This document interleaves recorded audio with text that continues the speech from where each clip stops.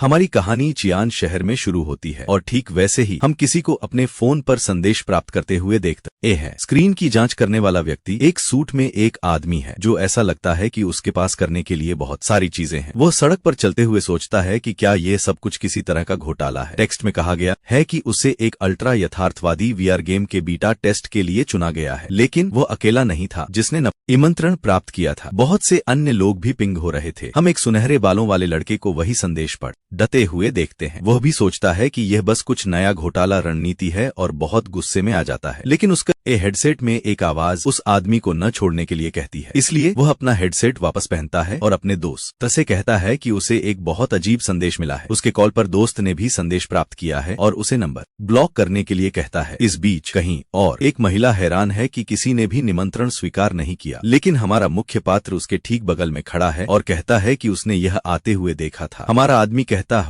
है कि उसके पास एक और तरीका है। वैसे उसका नाम गुइंगजी है। तभी वह अपने अतीत में वापस चला जाता है जहां उसने अपने पिता को खो दिया और उसकी माँ बीमार हो गई। उसके खर्चों के लिए पैसे जुटाने के लिए उसने स्कूल छोड़ दिया और एक डिलीवरी ड्राइवर बन गया। लेकिन एक बरसाती दिन पर एक कार कहीं से प्रकट हुई। प्रभाव इतना कठिन था कि पूरी डिलीवरी उड़ गई। और यह सिर्फ डिलीवरी नहीं थी, वह भी प्रसिद्ध ट्रक दुर्घटना के कारण अपनी जान से हाथ धो बैठा। वह पश्चाताप से भरा हुआ गुजर गया, अपनी माँ की मदद करने में असमर्थ। पश्चाताप में कोई फर्क नहीं पड़ता, वह चला गया। हालांकि एक आवाज उसे पुकारती है और हमारा नायक फिर से अपनी आंखें खोलता है। हमारा आदमी उठकर बैठा है, आश्चर्यचकित होता है कि वह दुनिया में कहाँ है। रहस्यमय आवाज कहती है कि वे 200 वर्षों से उसकी प्रतीक्षा कर रहे हैं। क्या वह स्तब्ध है और महसूस करता है कि विशाल पेड़ ही बात कर रहा है। यह खुद को संरक्षक के रूप में पेश करता है और उससे एक अनुबंध बनाने के लिए कहता है। लेकिन तभी कुछ राक्षस दिखाई देते हैं और उसे घूरते हैं। रचनाएं फिर हमारे युवक पर हमला करने के लिए करीब आती हैं। शोर उसका ध्यान आकर्षित करता है और वह पीछे मुड़ ढड़कर देखता है कि एक गॉब्लिन और एक 2 सिर वाला कुत्ता उस पर हमला करने के लिए कूद रहे हैं। गॉब्लिन अपनी पूरी ताकत से हमला करता है, लेकिन हमारा आदमी मुश्किल से प्रहार से बच पाता है। वह इसकी विनाशकारी शक्ति से स्तब्ध है और सोचता है कि यह किस तरह का राक्षस है। लेकिन 2 सिर वाला कुत्ता भी अवसर का लाभ उठाता है और आगे बढ़ता। रचना एक डरावनी गर्जना छोड़ती है। फिर जानवर हमारे नायक की छाती पर एक ठोस प्रहार करता है। प्रभाव हमारे आदमी को हवा में उड़ा देता है, उसे प्रतिक्रिया करने का कोई मौका नहीं देता। हमला इतना शक्तिशाली था कि वह बहुत सारा खून उगल देता है। वह फिर जमीन पर गिरता है, पूरी तरह से 2 रचनाओं से घिरा हुआ। राक्षस धीरे धीरे काम को पूरा करने के लिए आगे बढ़ते हैं, सभी घायल। हमारे मुख्य पात्र को आश्चर्य होता है कि क्या वह फिर से मरने वाला है। इस निराशा के क्षण में उसके चेहरे से खून की एक बूंद नूह के कलाकृति पर गिरती है। हमारा नायक भ्रमित है क्योंकि एक उज्जवल प्रकाश चमकने लगता है। प्रकाश उसे इतना उज्जवल घेर लेता है कि यह राक्षसों की दृष्टि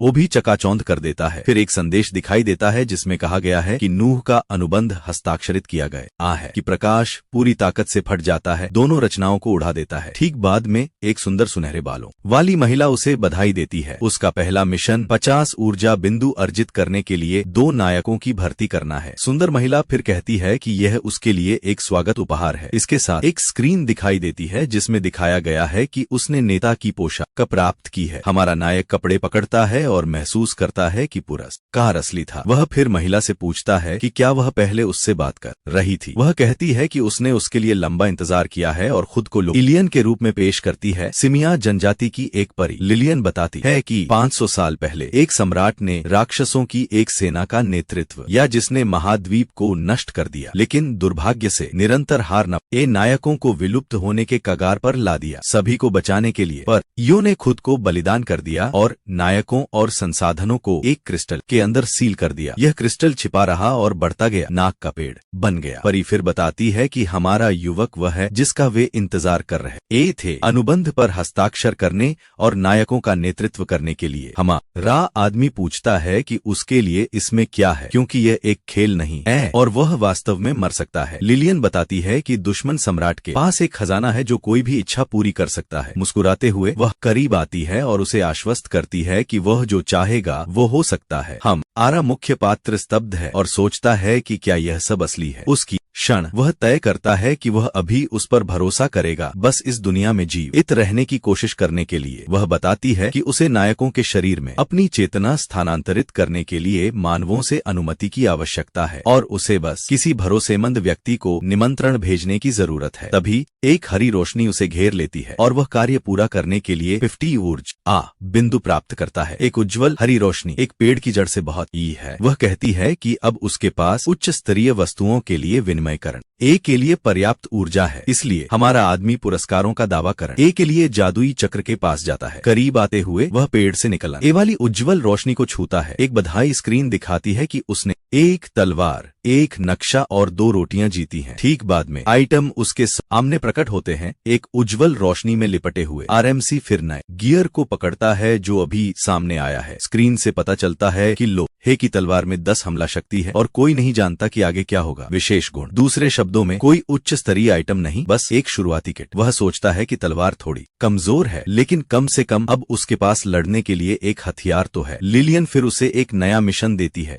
1000 लकड़ी के टुकड़े इकट्ठा करो। हमारा नायक लकड़ी की बेतुकी मात्रा से स्तब्ध है, जिसे उसे इकट्ठा करने की आवश्यकता है। अचानक फूलों में से एक खिलने लगता है। जादुई फूल ने एक पोर्टल खोला। पोर्टल से गुजरने के तुरंत बाद हमारा मुख्य पात्र खुद को जंगल में पाता है। वह फिर पहले के राक्षसों को देखता है। परी बताती है कि पेड़ ने एक अस्थायी बाधा बनाई है जो 1 महीने तक चलेगी। हमारा युवक नक्शा खोलता है और खुश है कि वह सुरक्षित रूप से लकड़ी इकट्ठा कर सकता है। नक्शे को देखते हुए वह बाधा के पास एक गांव देखता है और अगले दिन वहां जाने का फैसला करता है। हमारा आदमी नक्शे का अध्ययन करता रहता है, लेकिन उसका पेट गुरगुराने लगा है। उस क्षण वह रोटी उठाता है और सोचता है कि क्या यह अभी भी खाने योग्य है। लिलियन कहती है कि क्रिस्टल में समय जम गया है, इसलिए सब कुछ वैसा ही रहता है। वह रोटी खाता है और महसूस करता है कि उसे भोजन खोजने की जरूरत है ताकि वह भूखा न मरे। हमारा नायक फिर पूछता है कि वह उसके दुनिया में निमंत्रण कैसे भेजती है, सोचते हुए कि यह कम से कम मध्य स्तर का जादू होना चाहिए, सिर्फ एक निमंत्रण के लिए। हम दिन के दौरान नाक के पेड़ को देखते हैं जिसमें कई कोकून लटके हुए हैं। हम देखते हैं कि हमारे युवक ने पहले ही आसपास के खंडहरों से कुछ मूल्यवान वस्तुएं पकड़ ली हैं। वस्तुओं को हाथ में लेकर वह भोजन और औजार प्राप्त करने के लिए गांव जाने की योजना बनाता है और इसलिए सब कुछ तैयार होने के साथ वह अंततः जंगल के माध्यम से अपनी यात्रा शुरू करता है। रास्ते में वह एक लड़की को मदद के लिए चिल्लाते हुए सुनता है। पास में छिपकर हरे बालों वाला एक आदमी उस युवती को एक गॉब्लिन द्वारा पीछा करते हुए देखता है। अनजान आदमी कहता है कि अब वह कुछ वास्तव में दिलचस्प देखने वाला है। भागते समय लड़की रास्ते के बीच में एक पत्थर पर गिर जाती है। वह गिर जाती और जोर से जमीन पर गिरती है। गॉब्लिन फिर पूरी तरह से रक्षाहीन युवती के पास जल्दी से पहुंचता है। रचना उसे कसकर पकड़ती है क्योंकि लड़की पूरी तरह से हताश होकर चिल्लाती है। गॉब्लिन फिर तेजी से काम करता है, लड़की के कपड़े फाड़ता है। उसकी चीख इतनी तेज है कि पक्षी भी उड़ जाते हैं। इससे पहले कि वह उसे छू सके, गॉब्लिन थोड़ा उत्साहित हो जाता है और कहने को बंदूक कूद जाता है। वह जो देख रही है उससे घृणा महसूस करती है। सौभाग्य से हमारा आदमी दिखाई देता है और अपनी तलवार के मूठ से गॉब्लिन को सिर पर मारता है। हालांकि प्रहार ने बहुत नुकसान नहीं किया, बस इसे थोड़ा सिरदर्द दिया। वह पहले उसे बचाने के लिए दौड़ता है। झपक गॉब्लिन एक अजीब स्थिति में फंस जाता है। वह उसे मजबूती से पकड़ता है और उसे ऊपर खींचता है ताकि वे एक साथ भाग सके। आरएमसी उसे अपने पीछे आने के लिए कहता है और दोनों राक्षस से दूर भागने लगते हैं। दोनों बच निकलने में कामयाब हो जाते हैं और जादुई सुरक्षात्मक बाधा से गुजरते हैं। हरे बालों वाला आदमी गुस्से में है, सोचता है कि हमारा आदमी कहां से आया है। थोड़ी देर भागने के बाद हमारा नायक अंततः एक सुरक्षित स्थान पर रुकता है। हमारा आदमी कहता है कि रचना अब उन्हें नहीं पहुंच सकती। युवती पीछे मुड़कर देखती है और राक्षस को अपने स्थान पर रुकते हुए देखती है। आगे बढ़ने में असमर्थ हमारे मुख्य पात्र को एहसास होता है कि केवल वही बाधा देख सकता है और युवती उसे धन्यवाद देती है बचाने के लिए। वह उसे चिंता न करने के लिए कहता है और पूछता है कि वह ऐसे खतरनाक स्थान पर अकेले क्या कर रही थी। वह कहती है कि उसे ठीक से याद नहीं है और उसने खुद को स्टार्क परिवार की एना के रूप में पेश किया। एना याद करने लगती है कि वह भाग रही थी और कुछ चीजें तोड़ दी। उसके बाद उसके स्वामी ने उसे दोष नहीं दिया और एक अजीब तरीके से उसे रात के खाने के लिए आमंत्रित किया। उसके बाद युवती कहती है कि उसे कुछ और याद नहीं है, वह केवल इतना जानती है कि वह जंगल के बीच में जाग गई। हमारा युवक तब समझता है कि उसका स्वामी एक भयानक व्यक्ति है। उसे अच्छी तरह से पता चलता है कि वह एक कुल स्कमबैग होगा। कुछ उसकी आंख को पकड़ता है। एना अपने कपड़े ठीक करते हुए कहती है कि वह उस जगह वापस नहीं जाना चाहती, किसी भी तरह से नहीं। वह हमारे आदमी से मदद की भीख मांगती है, कुछ भी करने का वादा करती है। तभी जंगल के बीच से एक अजीब आवाज आ जाती है, दोनों को चौंका देती है। हमारा नायक उच्च सतर्कता पर आता है और पूछता है कि कौन उनके पास आ रहा है। ठीक बाद में कोई उनके दिशा में चलने लगता है। झाड़ियों से निकलता है। युवती का स्वामी अपने गुंडों के साथ दिखाई देता है। कहता है कि वह उसके बारे में चिंतित था। एक स्थिति स्क्रीन से पता चलता है कि दुश्मन हमारे युवक से बहुत मजबूत है।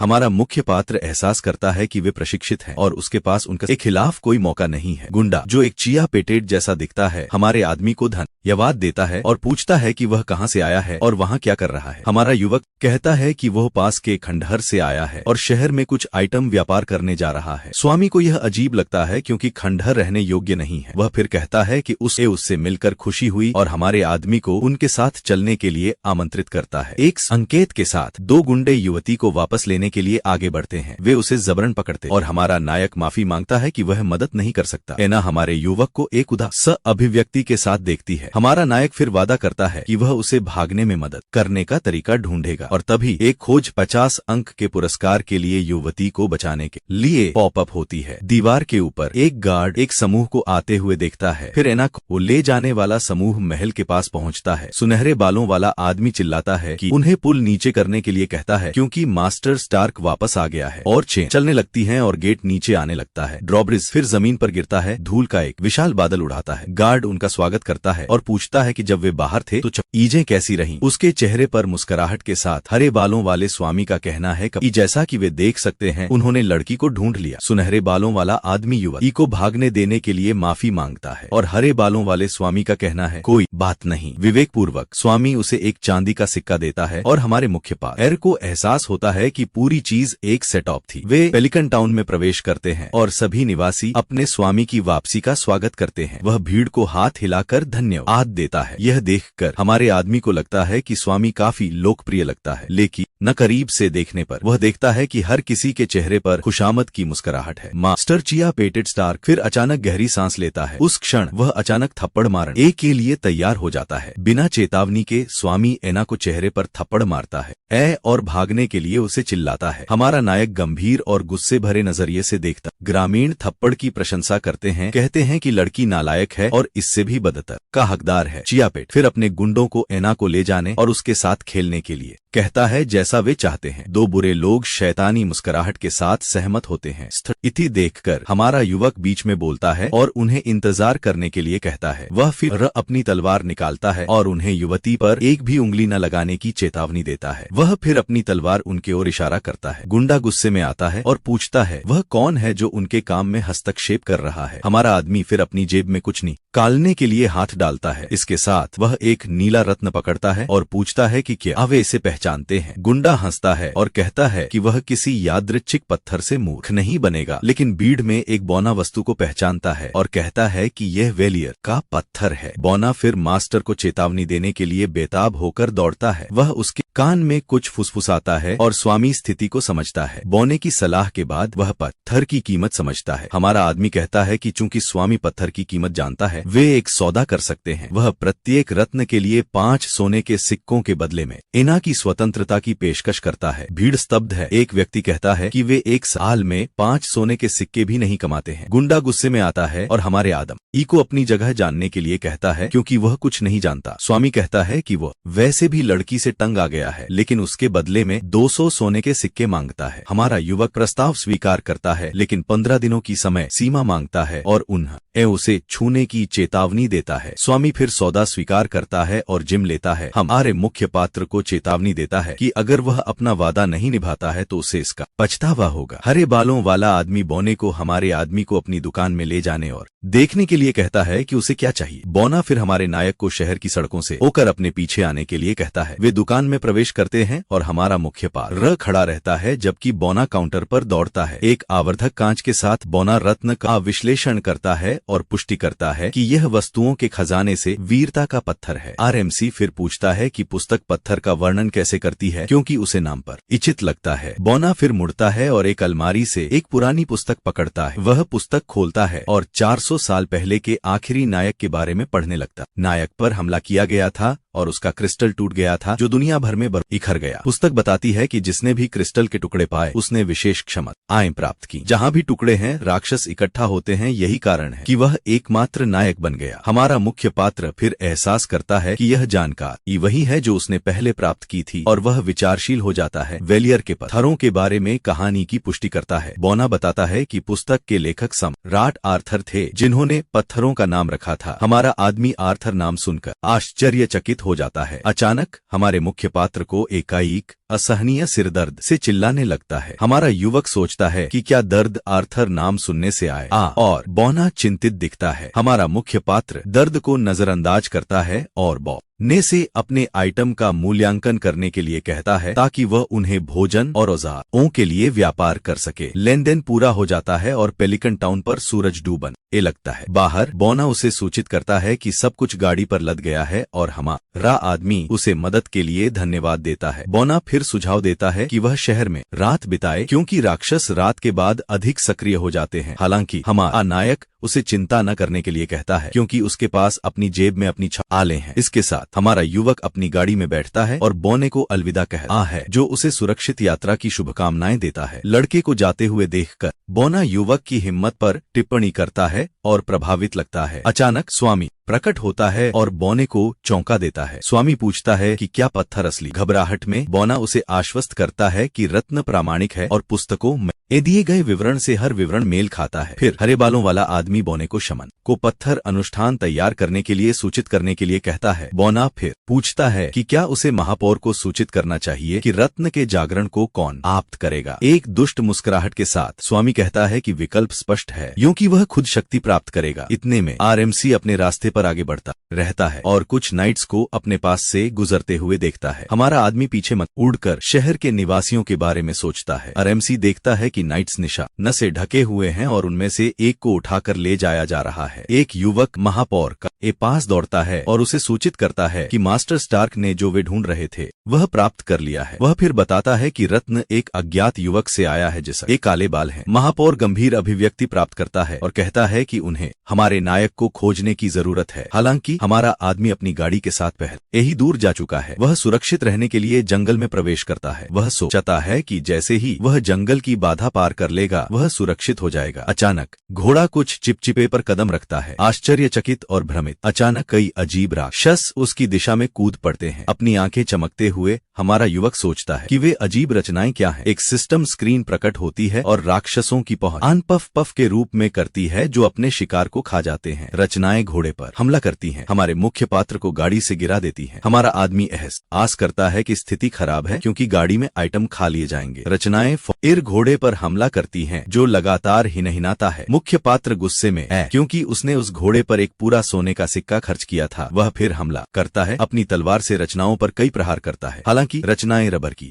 गेंद की तरह लचीली हैं। वे एक पेड़ से टकराती हैं और वापस उछलती हैं। रचना की उछलने की क्षमता से अनजान एक उसके पास वापस उड़ती है। रचना उसकी पीठ पर सीधे प्रहार करती है। जब वह अपने घोड़े को देखता है दुर्भाग्य से केवल हड्डियां ही बची हैं। रचनाओं ने उसे खा लिया है। अपने शिकार को खत्म करने के बाद रचनाएं मुड़ती हैं और अपना ध्यान हमारे आदमी पर केंद्रित करती हैं। रचनाएं उसकी दिशा में आगे बढ़ती हैं लेकिन बिना चेतावनी के जमीन से मिट्टी और कीलों की एक दीवार फट पड़ती है। हमले को रोकती है। एक पत्थर और कीलों की दीवार आखिरी सेकंड में हमारे नायक को बचाती है। अचानक दो नए लोग दृश्य पर दिखाई देते हैं और उनमें एक ने पत्थर और कीलों की दीवार डाली थी। नारंगी बालों वाला आदमी रचनाओं का मजाक उड़ाता है और उन्हें अपने पत्थरों का स्वाद लेने के लिए कहता है। इसके साथ रचनाएं डर जाती हैं और उनसे बहुत डरती हैं, इसलिए रचनाएं बिना सोचे समझे भाग जाती हैं। नारंगी बालों वाला आदमी अपनी शक्ति के बारे में उत्साहित है लेकिन परी उसे याद दिलाती है कि वे वहाँ क्यों हैं। लाल बालों वाला फिर पूछता है कि क्या हमारा युवक ठीक है और दूसरा पूछता है कि क्या वह गुइंगजी नाम के किसी को जानता है। हमारा नायक फिर मुड़ता है और पुष्टि करता है कि वह व्यक्ति है जो इसकी वे तलाश कर रहे हैं। उस आदमी को फैटी कहकर बुलाते हैं। नवागंतुक रहस्योद्घाटन से स्तब्ध है और उसका दोस्त हमारे आदमी से सबूत मांगता है तो हमारा युवक कई रहस्य प्रकट करता है, यहाँ तक कि नवागंतुक के बारे में कुछ बहुत ही शर्मनाक भी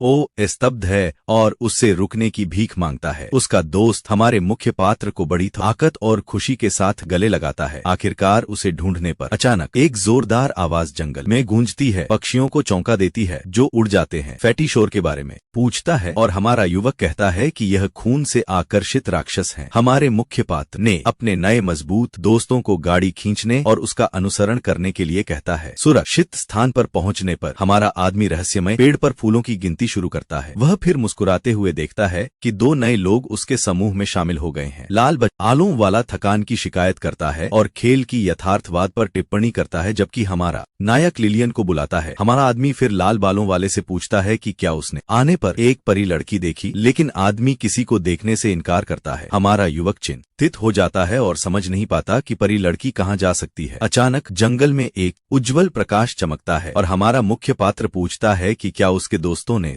ये देखा, लेकिन वे कहते हैं नहीं। तो हमारा आदमी अकेले रहस्यमय प्रकाश की जांच करने का फैसला करता है। पास पहुंचने पर वह एहसास करता है कि प्रकाश वास्तव में एक व्यक्ति का सिलहुट है। सिलहुट एक चमकते हुए झील के बीच में है। प्रकाश समाप्त हो जाता है और लिलियन को उसकी पूरी सुंदरता में प्रकट करता है, यहाँ तक कि देवताओं को भी मोहित करने के लिए पर्याप्त है। और अगर देवता मोहित हो जाएंगे तो कल्पना करें कि हमारा नायक एक मर्त्य जो तुरंत मोहित हो जाता है। वह शर्मिंदगी में अपना सिर दूर कर लेता है और उसका नाम कहता है। लिलियन नायक की उपस्थिति को नोटिस करती है और शर्मिंदा हो जाती है, लेकिन वह जल्दी से काम करती है। अपने हाथों को एक साथ थाली देती है। एक तीव्र प्रकाश उसे घेर लेता है और उसके शरीर पर एक नया जादुई परिधान बनने लगता है। अपनी नई शक्ति के साथ लड़की पानी की सतह के ऊपर हल्के से तैरने लगती है। वह फिर एक चमकते हुए ऑरा के साथ उसकी दिशा में उड़ती है और अपने नेता का स्वागत करती है। हमारा आदमी कहता है कि वह चिंतित था और परी उसे आश्वस्त करती है, कहती है कि वह महान पेड़ से दूर नहीं जा सकती। हमारा मुख्य पात्र पूछता है कि वह उस स्थान से क्यों नहीं जा सकती। लड़की बताती है कि केवल पेड़ के पास ही उसकी आत्मा जादू प्राप्त कर सकती है जो जीवित रहने के लिए आवश्यक है। हमारा युवक एहसास करता है कि वह एक आत्मा है, यही कारण है कि उसके दोस्त तो उसे नहीं देख सकते। लड़की एक मुस्कुराहट के साथ पुष्टि करती है कि वे वास्तव में उसे नहीं देख सकते। वह फिर बताती है कि केवल वह उसका नेता उसे देख सकता है और वह इस दुनिया में कुछ भी महसूस नहीं कर सकती। हमारा नायक फिर उसके सिद्धांत का परीक्षण करता है और उसके चेहरे को छूता है। परी को पूरी तरह से आश्चर्यचकित छोड़ देता है। परी है यूट्यूब वीडियो, विज्ञापन, कॉर्पोरेट प्रशिक्षण, ऑडियो बुक छूने पर पूरी तरह से बेसुध हो जाती है और कहती है कि वह उसके हाथ की गर्माहट महसूस कर सकती है। इतने में उसके दोस्त दूरी से देखते हैं और सोचते हैं कि हमारा आदमी अपना दिमाग खो चुका है। शिविर में वापस हमारा युवक एक अलाव शुरू कर रहा है ताकि वे आराम से बात कर सके। हमारा मुख्य पात्र फिर स्थिति समझाता है और लाल बालों वाला लिलियन के बारे में जानकर स्तब्ध हो जाता है। फैटी फिर उसके बारे में कल्पना करना शुरू कर देता है, बताता है कि एक परी लड़की कितनी मूल्यवान है। इसके साथ वह मूर्खता से खुद का परिचय लिलियन को देता है जो एक पेड़ के पीछे छिपी और शर्मीली रहती है। परी फिर विषय बदलती है, कहती है कि उनकी प्राथमिकता राक्षस सम्राट मोलान को हराना है। परी लड़की भ्रमित है और समझना इन पाती कि वे किस बारे में बात कर रहे हैं। हमारा नायक सहमत होता है और कहता है कि उन्हें वास्तविक दुनिया से अधिक मजबूत खिलाड़ियों की आवश्यकता है।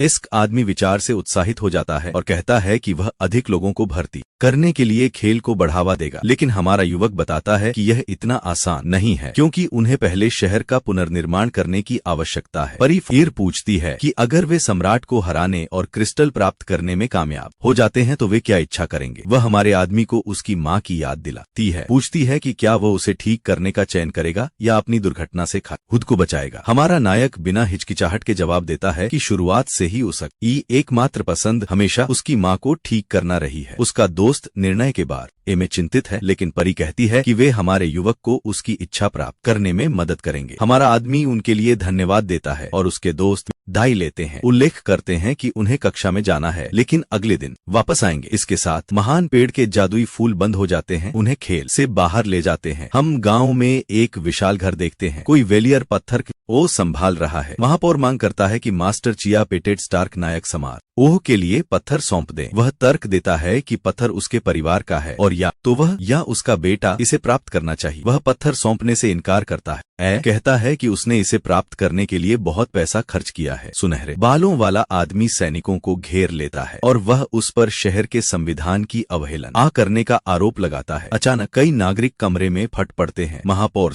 मास्टर स्टार्क को नुकसान न पहुंचाने की भीख मांगते हैं। महापौर लोगों के रवैये से स्तब्ध है और समझ नहीं पाता कि वे स्टार्क का बचाव क्यों कर रहे हैं। वे महापौर से राक्षस शिकार बंद करने की भीख मांगते हैं क्योंकि वे और अधिक लोगों को खोने को सहन नहीं कर सकते। स्टार्क फिर महापौर का मजाक उड़ाता है, पूछता है कि क्या वो अपने सैनिकों के साथ उन्हें लूटने जा रहा है। महापौर अपने आदमियों को पीछे हटने का आदेश देता है और उस युवक के बारे में पूछता है जिससे उसने पत्थर प्राप्त किया था। महापौर जवाब देता है कि वह नहीं जानता कि वह कौन है, लेकिन युवक शायद पश्चिम द्वार से निकल गया है। महापौर फिर एहसास करता है कि यह वही आदम ही होना चाहिए जिसे उसने शहर में प्रवेश करते समय देखा था और अपने आदमियों के साथ जाने का फैसला करता है। जाने से पहले स्टार्क महापौर को याद दिलाता है कि अगले दिन नायक समारोह न चुके। अगले दिन हम फिर से रहस्यमय पेड़ को देखते हैं। अचानक पेड़ के जादुई फूल खुलने लगते हैं, नए खिलाड़ियों के आगमन का संकेत देते हैं। एक लड़की और एक अजीब रचना खेल में प्रवेश करती है। वे पेड़ की पंखुड़ियों से गिरते हैं। युवती फिर दर्द की शिकायत करती है और खेल की यथार्थवाद से आश्चर्यचकित होती है। भ्रमित वह सोचती है कि वह अजीब रचना कहां से आ सकती है। रचना समझाने की कोशिश करती, लेकिन लड़की घबरा जाती है और अपने स्टाफ के साथ उस पर हमला करने की तैयारी करती है। सोचती कि यह एक राक्षस है। वह फिर पूछती है कि उसने गेम में अपने चरित्र के लिए ऐसा घृणित रूप क्यों चुना। आदमी बताता है कि उसने जिज्ञासा से ऑर्क विकल्प पर क्लिक किया और उम्मीद नहीं की कि वह इस रूप में बदल जाएगा। दूरी से देखते हुए फैटी जलन महसूस करता है और कहता है कि अगर उसे पता होता तो वह भी उसी जाति को चुनता। वह फिर सोचता है कि ऑर्क के लिए महिला विकल्प क्यों नहीं है और कुछ अजीब विचार आने लगते हैं। हमारा नायक अपने दोस्त के विचारों को पकड़ लेता है और उसे एक घूंसा मारता है ताकि वह ऐसा परवट न बन सके। एक मुस्कुराहट के साथ हमारा युवक नए खिलाड़ियों का स्वागत करता है और खुद को एरॉन उनके गाइड के रूप में पेश करता है। हमारा युवक एक गाइड के रूप में अपना प्रदर्शन शुरू करता है, बताता है कि दुनिया राक्षस सम्राट मोलोन द्वारा ले ली गई है और वे आखिरी उम्मीद है। वह अपना भाषण जारी रखता है, कहता है कि वे एक साथ शहर का पुनर्निर्माण करेंगे और राक्षस को हराने और शांति लाने के लिए एक साम्राज्य बनाएंगे। नए खिलाड़ी संवाद बॉक्स से भ्रमित हैं और हमारा मुख्य पात्र शिकायत करता है कि उसके दोस्त कम से कम उसके साथ अभिनय करें। एक नाटक तो कर सकते हैं। लड़की फिर एहसास करती है कि वह गाइड है और एनपीसी की यथार्थवाद से प्रभावित होती है, जबकि शार्क आदमी अपनी नई कहानी के बारे में उत्साहित हो जाता है। अचानक शार्क आदमी अपना मुट्ठी कसकर बंद कर लेता है और अपनी नई शारीरिक बनावट के बारे में सुपर उत्साहित हो जाता है। इसके साथ वह शक्ति का एक आभा छोड़ता है और राक्षसों को लाने के लिए चिल्लाता है, क्योंकि वह एक ही समय में 10 को ले सकता है। अचानक जमीन हिलने लगती है जैसे कि कुछ बहुत भारी उनके पास आ रहा हो। हमारा नायक ट्रिमर को महसूस करता है और जो भी आ रहा है उसके लिए उच्च सतर्कता पर जाता है। वे फिर सभी जमीन को जोर से हिलते हुए महसूस करते हैं और नए खिलाड़ियों में से एक सोचता है कि क्या यह भूकंप है। परी फिर एक दिशा में इशारा करती है और कहती है कि आवाज वहां से आई है। सुझाव देती है कि वे जाकर देखें कि यह क्या है। वे जल्दी से देखने जाते हैं कि यह क्या है। YouTube वीडियो विज्ञापन कॉर्पोरेट प्रशिक्षण। जल्द ही एक विशाल राक्षस प्रकट होता है और यह सुरक्षित क्षेत्र की बाधा पर हमला कर रहा है। यह शक्तिशाली प्रहार करता है जबकि राक्षसों की एक छोटी सेना इसके पीछे दिखाई देती है। वे देखते हैं कि वे बाधा पर हमला कर रहे हैं और नए खिलाड़ी रचना की यथार्थवाद से प्रभावित होते हैं। उस क्षण हमारे आदमी को राक्षस की छाती पर कुछ अजीब दिखाई देता है। एक गॉब्लिन प्रमुख एक डायनासोर कंकाल पर सवार होकर खिलाड़ियों की ओर एक राक्षस सेना का नेतृत्व करता है। अरेमस ये फिर एहसास करता है कि नायक का पत्थर नेता की छाती पर है। यही कारण है कि नक्शे पर मारकर चल रहा था। रचनाओं की सेना आगे बढ़ती है और एक गॉब्लिन ड्रिल जैसी पंजों के साथ आगे बढ़ता है। अचानक गॉब्लिन में से एक अपनी तेज पंजों का उपयोग करके जमीन में एक छेद खोदना शुरू कर देता है। तिल यह तेजी से खोदना शुरू कर देता है, पर यह एहसास करती है कि वे एक सुरंग खोदने की कोशिश कर रहे हैं और लड़की पूछती है कि क्या बाधा उन्हें रोक सकती है। जमीन के नीचे छोटा राक्षस जादुई बाधा को तोड़ने के लिए तेजी से खोदना जारी रखता है। युवती फिर पूछती है कि क्या वे राक्षसों को गुजरने देंगे और परी कहती है कि उन्हें मदद की जरूरत है। रचना फिर जमीन को तोड़ने में कामयाब हो जाती है और आधा को तोड़ने के लिए अपनी पंजों के साथ तैयार हो जाती है। हालांकि तिल गॉब्लिन स्तब्ध हो जाता है क्योंकि यह बाधा के माध्यम से खुदाई करने वाला है। गॉब्लिन बाधा से टकराता है और जोर से पीछे फेंक दिया जाता है। इसके साथ छोटा राक्षस झटके से उड़ जाता है। रेड हेड फिर रचना का मजाक उड़ाता आता है, इसे चू ए कहता है क्योंकि यह जमीन के नीचे से घुसपैठ करने की कोशिश कर रहा था। वह शार्क आदमी का मजाक उड़ाता है, पूछता है कि क्या वह एक ही समय में 10 राक्षसों से लड़ने वाला नहीं था। हमारा युवक चेतावनी देता है कि राक्षस बहुत मजबूत है, लेकिन शार्क आदमी फिर भी लड़ने का फैसला करता है। युवती शार्क खिलाड़ी को चेतावनी देने की कोशिश करती है, लेकिन वह उसे नजरअंदाज करता है और कहता है कि वह खुद राक्षसों का ख्याल रखेगा। हमारा युवक फिर रेडहेड से पूछता है कि उसने उसे क्यों उकसाया, और वह कहता है कि वह राक्षसों का परीक्षण करना चाहता था। शार्क आदमी एक पानी की क्षमता का उपयोग करता है जो उसकी गति को बढ़ाता है और उसे आगे बढ़ाता है। अपनी नई गति के साथ वह गॉब्लिन्स की ओर बढ़ता है। अपने पानी के आभा से घिरा हुआ शार्क खिलाड़ी चिल्लाता है क्योंकि वह दुष्ट मनों की ओर बढ़ता है। वो फिर कई छोटे गॉब्लिन्स को ऐसे तोड़ता है जैसे वे कुछ भी नहीं थे। अपनी ताकत दिखाते हुए एक आत्मविश्वासी मुस्कुराहट के साथ वह सोचता है कि ये रचनाएं कुछ भी नहीं है और वह उन्हें आसानी से हरा सकता है। लेकिन अचानक बड़ा बख्तरबंद गॉब्लिन एक शक्तिशाली प्रहार के साथ प्रकट होता है। शार्क आदमी स्तब्ध हो जाता है और सोचता है कि इतना बड़ा राक्षस इतनी तेजी से कैसे चल सकता है। 7 गॉब्लिन फिर एक और भारी प्रहार करता है और खिलाड़ी शिकायत करता है कि यह पूरी तरह से अनुचित है क्योंकि वह पीटा जा रहा है। प्रतिक्रिया करने का समय नहीं है। गॉब्लिन शार्क आदमी को लात मारने की तैयारी करता है। लात उसे उड़ा देती है। वह पूरी तरह से अपमानित होने के बाद जमीन पर मुंह के बल गिरता है। शार्क आदमी लगभग हार चुका है। गॉब्लिन्स उसे खत्म करने के लिए एक साथ आगे बढ़ते हैं। हमारा मुख्य पात्र एहसास करता है कि शार्क आदमी का स्वास्थ्य ये लगभग समाप्त हो गया है और रेडहेड को उसे बचाने के लिए चिल्लाता है। वह फिर एहसास करता है कि उसने आवेग में काम किया और चिंतित हो जाता है कि अन्य खिलाड़ी उसकी इतनी भावनात्मक होने पर कैसी प्रतिक्रिया देंगे। इसके कारण युवती संदिग्ध हो जाती है और सोचती है कि वह एनपीसी इतना भावनात्मक क्यों है जो उसने दूसर ओ में नहीं देखा है। इतने में रेडहेड अपनी क्षमता तैयार करता है। उसके हाथ एक सुनहरे आभा से चमकते हैं। वह फिर अपने हाथ जमीन पर मारता है, एक विशाल पत्थर की दीवार बनाता है जो आगे बढ़ती है। पत्थर की दीवार गॉब्लिन के रास्ते को रोकती है और मास्क आदमी मौका का फायदा उठाकर शार्क आदमी को बाधा के अंदर खींच लेता है। वह पूछता है कि उसका दोस्त ठीक है या नहीं। लड़की फिर पूछती है कि वह कैसा है और खिलाड़ी कहता है कि उसे दर्द महसूस हुआ, लेकिन यह उतना बुरा नहीं था जितना दिख रहा था। हमारा युवक परी से पूछता है कि उनका दर्द क्यों कम हो गया और वह बताती है कि संकेत कमजोर हो गए हैं। युवती स्तब्ध हो जाती है और सोचती है कि उन राक्षसों में से एक द्वारा काटे जाने का असली दर्द महसूस करना भयानक होगा। इसके साथ वह विचारशील हो जाती है और राक्षसों की ओर देखती है। देखते हैं कि वे अंदर नहीं जा सकते। राक्षस पीछे हटने लगते हैं और खिलाड़ियों में सर एक जादुई बाधा के लिए धन्यवाद देता है। हमारा आदमी बताता है कि ढाल नए लोगों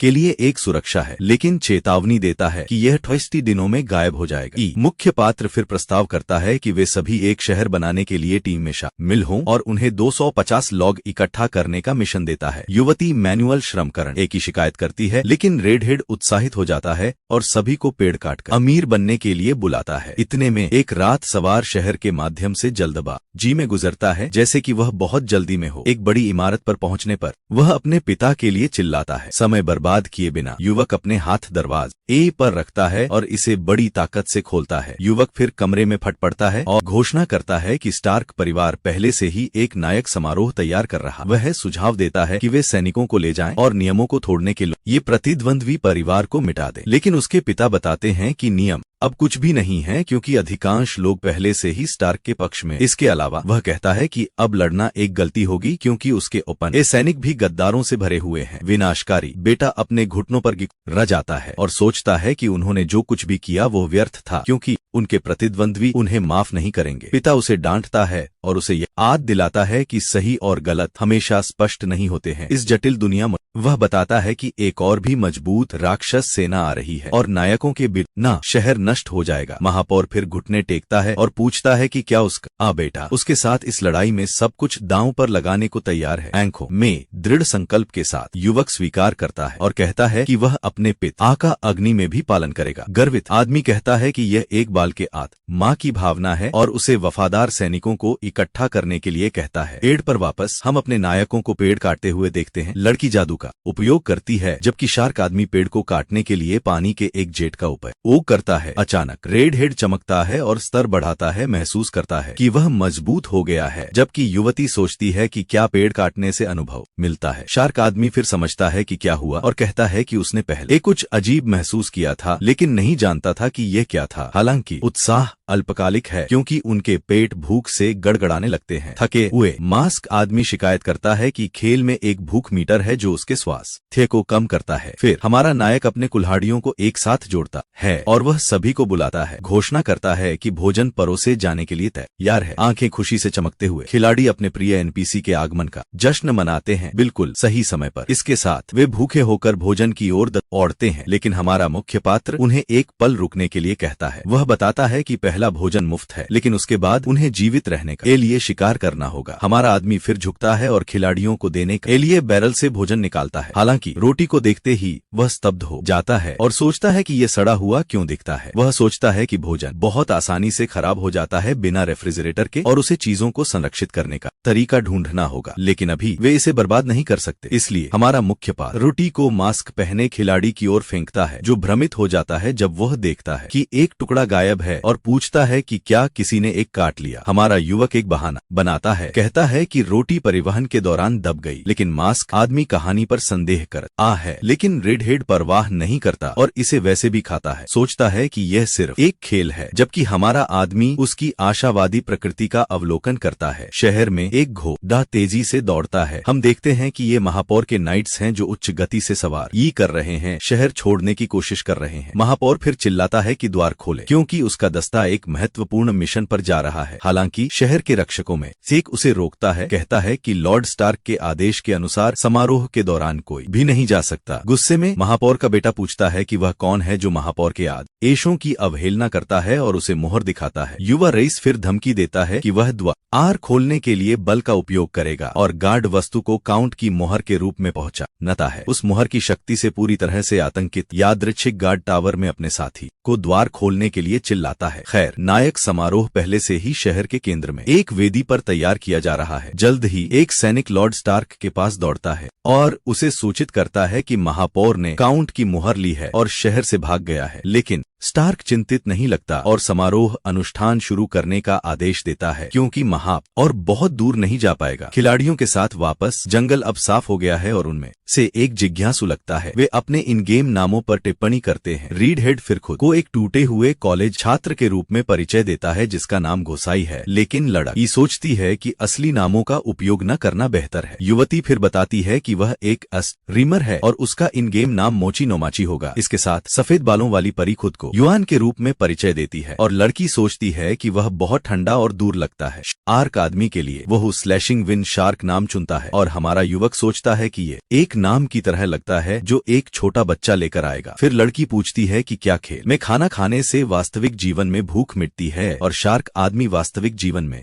भोजन पर पैसे बचाने के बारे में उत्साहित हो जाता है। लेकिन युवती शिकायत करती है कि भोजन भयानक है और वह हर दिन जीवित रहने के लिए इसे नहीं खाना चाहती। एक डरावने दृष्टिकोण के साथ खिलाड़ी जवाब मांगते हैं और हमारा घबराया हुआ मुख्य पात्र परी लिलियन से मदद मांगता है। परी फिर प्रकट होती है और समझाती है, जबकि हमारा नायक अनुवाद करता है। जानकारी की खेल में भूख वास्तविक दुनिया को प्रभावित नहीं करती, खिलाड़ियों को बहुत निराश छोड़ देती है। वे फिर हमारे युवक को सुझाव देना शुरू करते हैं, जैसे स्वास्थ्य बार और आंकड़ों के साथ एक इंटरफेस जोड़ना। हमारा आदमी फिर जवाब देता है कि नई सुविधाएं धीरे धीरे जारी की जाएंगी और प्रतिक्रिया के लिए एक मंच खुला होगा। शार्क आदमी उत्साहित हो जाता है और पेड़ काटने के लिए वापस चला जाता है, जबकि हमारा मुख्य पात्र सोचता है कि खिलाड़ियों को खुश करना कितना आसान है। युवती घोषणा करती है कि वह दक्षिण की ओर जा रही है, लेकिन परी उसे सुरक्षात्मक ढाल से बाहर न जाने की चेतावनी देती है, लेकिन वह नहीं सुनती। शहर में आकाश अचानक अंधेरा हो जाता है और तूफानी बादल क्षितिज पर बनने लगते हैं। वेदी पर हम देखते हैं कि कई लोग नायक समारोह के लिए लॉर्ड स्टार्क के आसपास एक अजीब अनुष्ठान कर रहे हैं। भीड़ नोटिस करती है कि आकाश अंधेरा हो गया है और चिंतित हो जाती है, लेकिन हर कोई उम्मीद करता है कि लॉर्ड स्टार्क सफल होगा। मास्क पहन पुरुषों में से एक प्राचीन मंत्र का उच्चारण शुरू करता है ताकि आत्माओं को बुलाया जा सके और नायक की शक्ति को जगाया जा सके। अनुष्ठान सदियों से नहीं किया गया है और वो लॉर्ड स्टार्क से पूछता है कि क्या वो वास्तव में तैयार है। किन रईस हंसता है और कहता है कि उसने अपने पूरे जीवन का इंतजार किया है और अनुष्ठान को तुरंत शुरू करने का आदेश देता है। इसके साथ पुरुषों में से एक ढोल को जोर से बजाता है, अनुष्ठान शुरू करता है ताकि शक्ति को बुलाया जा सके। हर कोई फिर एक स्वर में चिल्लाता है कि बिजली नीचे आए और आदमी को नायक की शक्ति प्रदान करे। तुरंत आकाश बिजली से भर जाता है और शहर के ऊपर एक विशाल विद्युत तूफान बनने लगता है। जल्द ही एक विशाल बिजली का बोल्ट आकाश से नीचे आता है और लॉर्ड स्टार्क को असभ्य बल के साथ मारता है। दूरी से महापौर का बेटा फ्लैश देखता है और एहसास करता है कि उसके प्रतिद्वंद्वियों ने शक्ति प्राप्त करने के लिए नायक अनुष्ठान को सक्रिय किया है। महापौर फिर चिंतित हो जाता है और सोचता है कि क्या स्टार्क का अनुष्ठान वास्तव में उनकी योजना के अनुसार काम करेगा। आरएम्स ई भी बिजली देखता है और लिलियन से पूछता है कि यह क्या है, और वह बताती है कि यह एक जागृति अनुष्ठान है। परी कहती है कि अतीत में उन्होंने शक्तियों को जगाने के लिए अनुष्ठानों का उपयोग किया था, लेकिन विफलता का जोखिम बहुत अधिक था। विफलता के बारे में सुनकर हमारा युवक कुछ अजीब महसूस करता है, जैसे कि यह किसी तरह से उसके लिए परिचित हो। शहर में वापस पुरुष लॉर्ड स्टार्क को देखते हैं जब वो शक्ति से प्रभावित लगता है। फिर वह निराशा में चिल्लाता है क्योंकि स्टार्क परिवार के नेता को बिजली के बोल्ट द्वारा पूरी तरह से राख में बदल दिया गया है।